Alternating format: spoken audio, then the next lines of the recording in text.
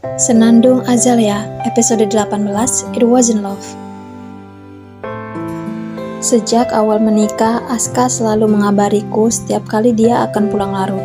Seperti malam ini, dia mengabariku bahwa dia akan pulang lewat tengah malam.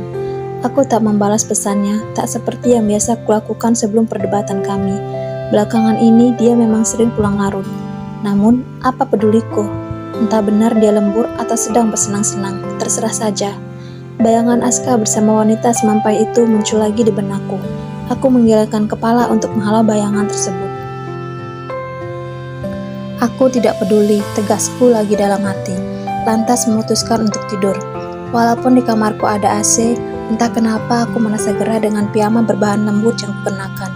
Aku beranjak ke lemari untuk mengganti pakaian dengan baju tidur terusan. Saat sedang memilih, mataku terpaku pada beberapa dress satin pemberian Purianti yang belum pernah kupakai.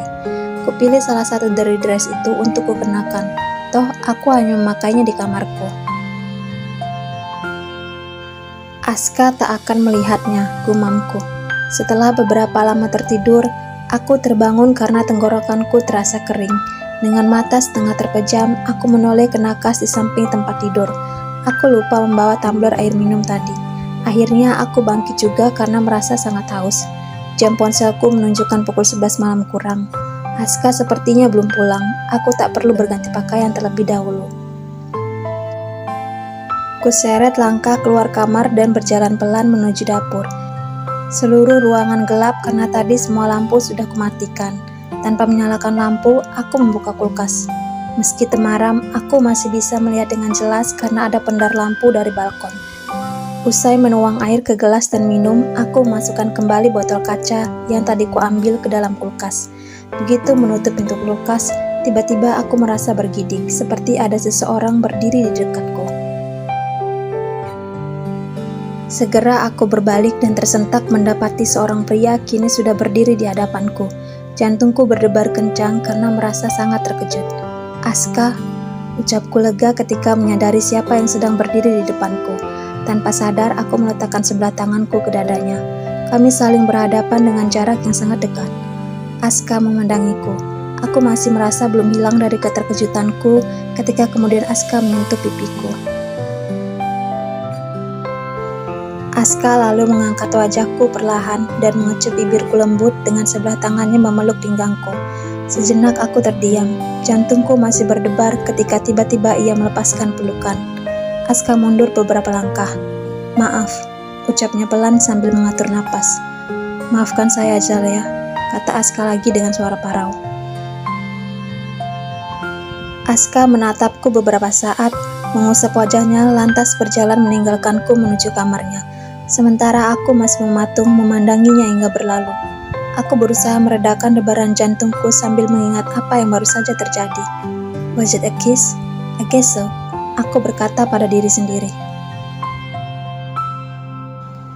Kenapa Aska bisa tiba-tiba berdiri di dekatku tadi malam?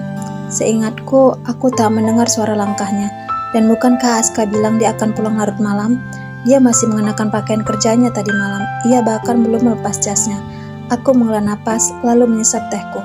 Kupandangi langit yang terlihat cerah pagi ini dari jendela dapur. Kembali aku mengingat kejadian tadi malam. Ternyata begitu rasanya kissing.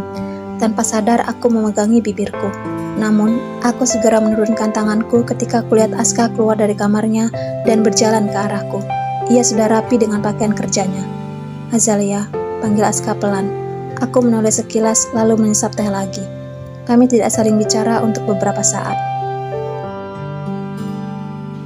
"I do apologize for what I did last night. I shouldn't do that. I'm sorry." Suara Aska memecah keheningan. Aku tak menyahut. "Let's forget it." Aska menatapku, lalu ia membuang pandangannya dan berucap, "It wasn't love." Sejenak aku terdiam sebelum menjawab, "I know it wasn't love, and I don't even expect your love. So yeah, let's forget it."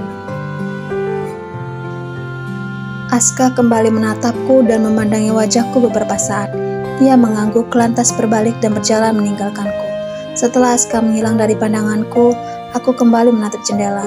Tentu saja itu bukan cinta, aku tahu. Ia tak perlu mengatakannya. Lagi pula, aku memang tak mengharapkan cintanya. Tentu saja tidak tidak ada yang istimewa, semua biasa saja.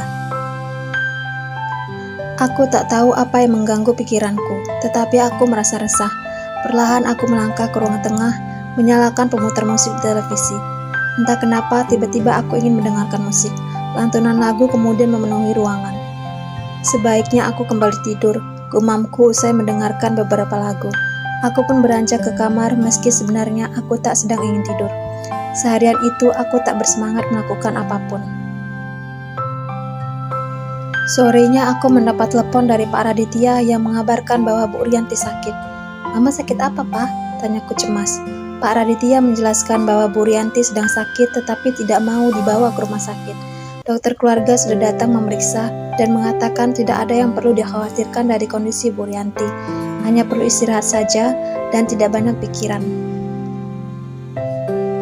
Pak Raditya menyuruhku dan Aska datang ke kediaman Mahavira. Aku mengiyakan. Sebenarnya aku masih malas bertemu, apalagi berkomunikasi dengan Aska. Aku ingin datang sendiri saja ke kediaman keluarga Mahavira.